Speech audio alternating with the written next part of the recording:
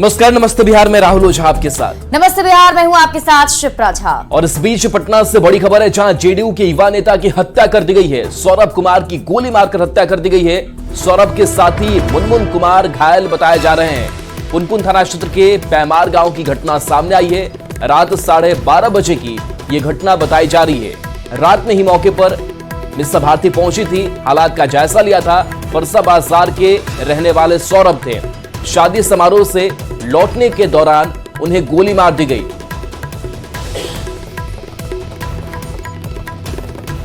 तो जेडीयू के युवा नेता की हत्या मामले पर अब राजनीति भी तेज हो चुकी है। आपको बता दें, जेडीयू नेता का नाम सौरभ बताया जा रहा है, जिनकी हत्या कर दी गई, जिसके बाद देर रात ही प्रत्याशी मीसा भारती भी मौके पर पहुंची थी। हालात का उन्होंने जायजा लिया था। तस्वीरें आपके टीवी स्क्रीन पर आपको दिखा रहे हैं। पहली तस्वीर है जब सूचना मिलने के बाद पुलिस की टीम मौके पर पहुंची और मामले की जांच पड़ताल शुरू कर दी गई है। ये तस्वीर भी हम आपको दिखा रहे हैं। जेडीयू के युवा नेता सौरभ की ये तस्वीर है, जो मुख्यमंत्री नीतीश कुमार के साथ थी।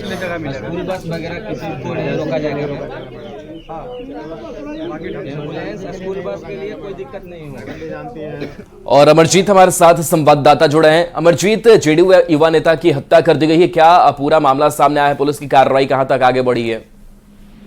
जी, बताया जाए कि इसमें बता दें कि वो शादी समारोह में गए थे और वहीं से लौट रहे थे। लौटने के दौरान जो है उनके जो जीजा थे वो पहले लौट चुके थे और वो दूसरी गाड़ी से जो है उनको लौटना था। जिस गाड़ी से वो लौट रहे थे उस गाड़ी का हवा भी चारों चक्के का खोल दिया गया था और उस दौरान जो है जो हत्यारा आता है 4 के संख्या में आता है और उसके बाद उनको जो सौरभ है उनको पहले प्रणाम करता है और उसके बाद जो है गोली मार देता है। यहाँ समाज सेवी के रूप में भी जो है यहाँ प्रचलित पुनपुन में थे और इन्हें गोली मारने के बाद रात में ही स्थानीय लोगों ने जो है उनके शव जो वाहन है उसमें लेकर के पुनपुन जो पुल है वहां पर आगजनी कर जाम कर देते हैं और अपराधियों को पकड़ने की मांग करते हैं। साथ ही नीतीश कुमार को बुलाने की मांग कर रहे हैं। अभी भी जो है रोड जाम है।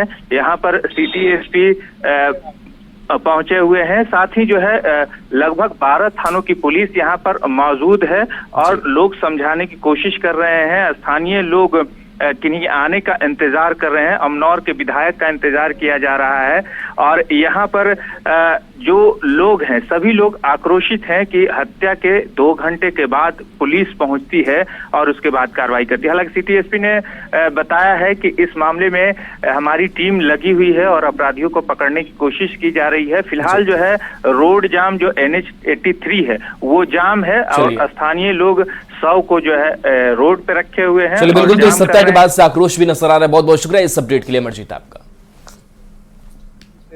दुश्मनी वगैरह था या कोई दुश्मनी किसी से नहीं। घटना ही बारात में रिसेप्शन के दिन गया है। वो रिसेप्शन था, गया है, खाना खा के 12 बजे निकला है। हम लोग उससे पहले निकले, 5-10 मिनट पहले निकले।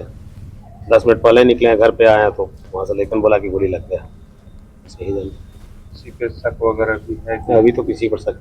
वहाँ रिसेप्शन में जाने के बाद बहुत लोग होते हैं, बहुत लोग को होते हैं, तब किस पर शक किया जाए?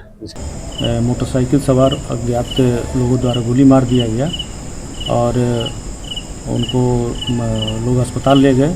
उनके साथ एक मुनमुन कुमार भी घायल थे। उनको कंकड़बाग उमा अस्पताल ले जाया गया, लेकिन सौरभ कुमार की मृत्यु हो चुकी थी। तो इस संबंध में पुलिस द्वारा छानबीन किया जा रहा है। हम लोग कार्रवाई कर रहे हैं। और इस बीच रुक कर लेते हैं एक और बड़ी खबर की। चाईबासा के कोल्हान जंगल में एंटी नक्सल ऑपरेशन के दौरान सुरक्षा बलों को बड़ी कामयाबी मिली है। टोंटो थाना क्षेत्र के राजाबासा जंगल से सुरक्षा बलों ने 5000 से अधिक डेटोनेटर जब्त किए हैं।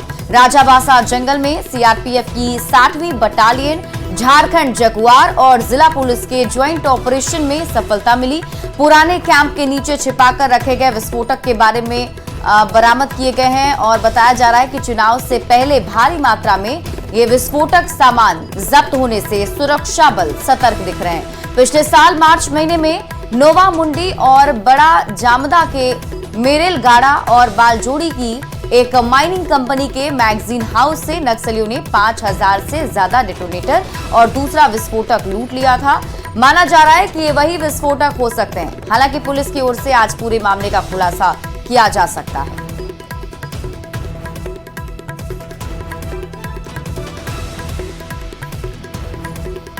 तो देखिए, चाईबासा से खबर बता रहे हैं जहां टोटो के राजाबासा जंगल में बड़ी कार्रवाई की गई है और बताया जा रहा है कि डेटोनेटर जब्त किया गया है। कुल्हान जंगल से विस्फोटक जब्त किए गए हैं, बोरे में रखे हुए विस्फोटक जब्त किए गए हैं। कुल्हान जंगल से ये जब्त किया गया है। रुपेश प्रधान हमारे साथ जुड़े हैं। रुपेश, क्या खबर इस विस्फोटक के बारे में, क्या किस इंटेंशन से ये रखे गए थे?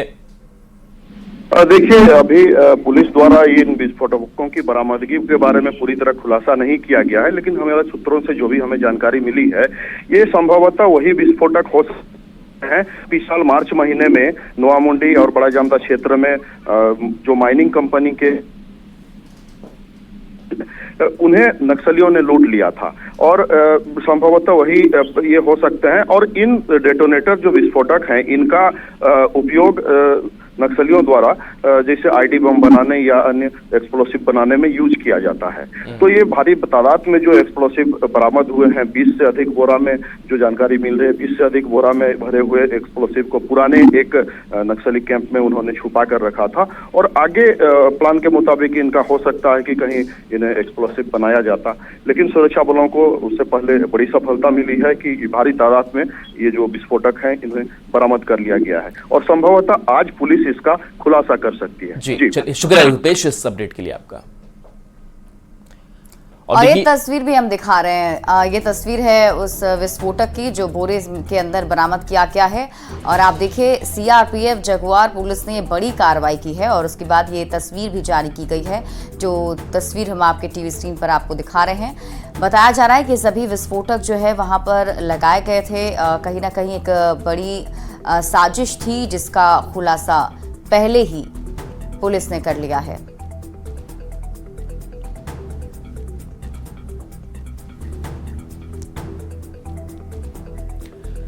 और देखिए, बालू माफिया पर ईडी ने शिकंजा कसा है। भभुआ निवासी बालू माफिया पर शिकंजा कसा गया है। बालू माफिया जितेंद्र सिंह रांची से गिरफ्तार किया गया है। मनी लॉन्ड्रिंग मामले में यह फरार चल रहा था, कई महीनों से रांची में छिपा हुआ था। ट्रांजिट रिमांड पर पटना लेकर के टीम आई हुई है। ईडी कोर्ट ने बेऊर जेल इसे भेजा है, तो रांची से ईडी ने गिरफ्तारी इसकी की है। बालू माफिया पर ईडी ने शिकंजा कसा है। मनी लॉन्ड्रिंग मामले में यह फरार चल रहा था और ट्रांजिट रिमांड पर टीम पटना लेकर आई। ईडी कोर्ट ने बेऊर जेल भेजा है।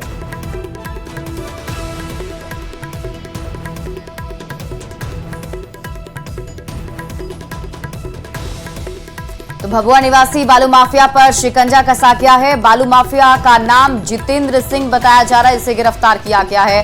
रांची से ईडी ने जितेंद्र सिंह को गिरफ्तार किया है और बताया जा रहा है कि अब इसे पटना लाया जाएगा और बेऊर जेल में डाला जाएगा। मनी लॉन्ड्रिंग मामले में ये बड़ी कार्रवाई की गई है। ट्रांजिट रिमांड पर पटना लेकर टीम आने वाली है और संवाददाता अमित कुमार अधिक जानकारी के साथ जुड़े हुए हैं। अमित, क्या कुछ अपडेट इस पूरे मामले को लेकर?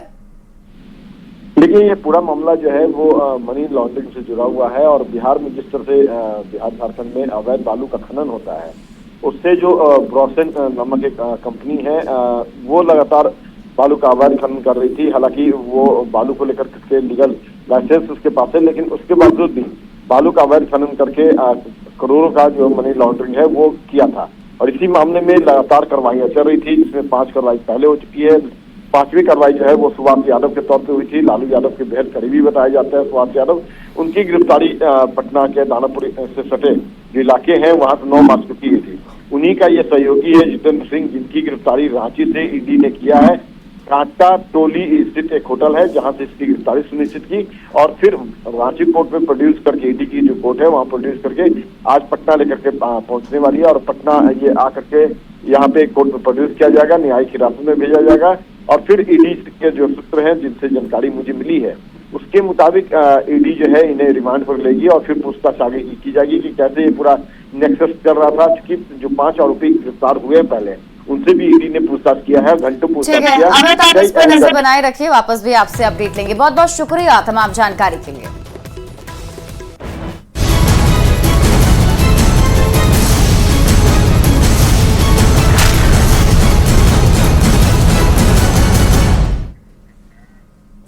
और अब बात करेंगे लोकसभा चुनाव से जुड़ी खबरों की। दूसरे चरण में देश की 88 सीटों के लिए 26 अप्रैल को वोट डाले जाएंगे और इन सभी 88 सीटों पर बुधवार को चुनाव प्रचार का शोर थम गया। दूसरे चरण में बिहार की 5 सीट पर वोटिंग होनी है।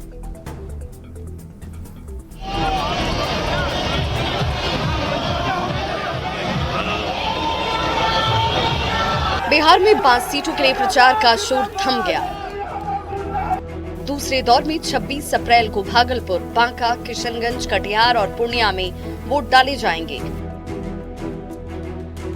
2019 में किशनगंज सीट कांग्रेस जीती थी, बाकी चारों सीट जेडीयू के खाते में आई थी। 2019 में जेडीयू और बीजेपी का गठबंधन था और 5 सीट पर जेडीयू का उम्मीदवार चुनावी मैदान में था। इस बार भी 5 सीट पर जेडीयू के उम्मीदवार हैं। पीएम मोदी ने पूर्णिया में जेडीयू उम्मीदवार के लिए प्रचार किया तो अमित शाह ने कटिहार में, राजनाथ सिंह ने भागलपुर में प्रचार किया तो नीतीश कुमार सभी 5 सीटों पर चुनाव प्रचार करने के लिए पहुंचे। पूर्णिया में पीएम की रैली में सीएम के नहीं होने को लेकर विपक्ष ने सवाल उठाए थे। इन 5 सीट में सबकी नजर पूर्णिया पर है। यहाँ त्रिकोणीय मुकाबला है। जेडीयू से संतोष कुशवाहा हैट्रिक लगाने के लिए मैदान में हैं, तो राजद ने पहली बार जेडीयू की विधायक रही बीमा भारती को चुनावी मैदान में आरजेडी के टिकट से उतारा है। पप्पू यादव निर्दलीय मैदान में हैं। टिकट की आस में पप्पू यादव ने अपनी पार्टी का कांग्रेस में विलय किया था, लेकिन सीट आरजेडी के खाते में चली गई और पप्पू यादव को निर्दलीय ही लड़ना पड़ा। पप्पू यादव की वजह से ये मुकाबला त्रिकोणीय बन गया है। यहाँ मुस्लिम वोटर सबसे ज्यादा हैं। तेजस्वी यादव ने 5 दिन यहाँ प्रचार किया है, रैली और रोड शो के जरिए वोट मांगा है। इंडिया को अगर नहीं चुनते हो बीमा भारती को, तो आप एनडीए को चुन रहे हो। किशनगंज सीट पर भी मुकाबला त्रिकोणीय ही है। कांग्रेस के जावेद और जेडीयू के मुजाहिद आलम के बीच एमआईएम के अख्तरुल ईमान चुनावी मैदान में है। पिछली बार भी त्रिकोणीय मुकाबले में जावेद जीत गए थे। मल्लिकार्जुन खड़गे, ओवैसी और नीतीश कुमार ने यहाँ चुनाव प्रचार किया है। कटिहार में कांग्रेस के तारिक अनवर और जेडीयू के दुलाल चंद गोस्वामी के बीच चुनावी मुकाबला है। दोनों पुराने प्रतिद्वंदी हैं। भागलपुर में कांग्रेस के अजीत शर्मा इस बार जेडीयू के अजय मंडल को चुनौती दे रहे हैं। अजीत शर्मा भूमिहार जाति से आते हैं। अभिनेत्री नेहा शर्मा के पिता हैं। राहुल गांधी ने यहाँ रैली भी की थी। बांका इस बार चुनाव में ज्यादा चर्चे में नहीं आया। यहाँ 2 पुराने प्रतिद्वंदी एक दूसरे के आमने सामने हैं। जेडीयू से मौजूदा सांसद गिरिधारी यादव तो आरजेडी से जयप्रकाश नारायण यादव एक दूसरे के सामने ताल ठोक रहे हैं। बिहार में ऐसी कुछ ही सीट है जहां दोनों तरफ से एक ही जाति के उम्मीदवार हों। उनमें बांका भी एक है। Bureau report, news 18। एआईएमआईएम के अध्यक्ष असदुद्दीन ओवैसी ने विवादित बयान देते हुए कहा कि 26 अप्रैल जुम्मा का दिन है, उस दिन शैतानी ताकत को कामयाबी नहीं मिलेगी। अब ओवैसी के इस बयान पर केंद्रीय मंत्री गिरिराज सिंह ने पलटवार किया है। जुमे के दिन शैतान की कामयाबी नहीं होगी।